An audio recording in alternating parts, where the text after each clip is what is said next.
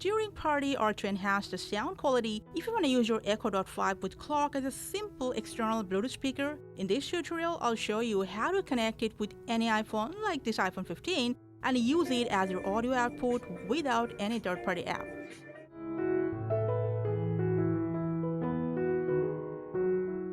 Now for that, first make sure Bluetooth is turned on your iPhone. Now there's a couple of ways to do that. First of all, launch your Alexa app. From Devices, tap on your Echo Dot 5's name, either from this Bluetooth connection or by tapping on this full icon and then tapping on Bluetooth Devices, tap on Pair a New Device.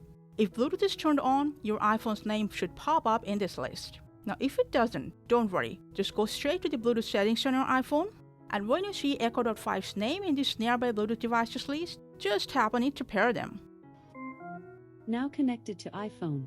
And once they're paired, your Echo Dot will act as a Bluetooth speaker, will play any audio file or streaming services, whatever you play on your iPhone.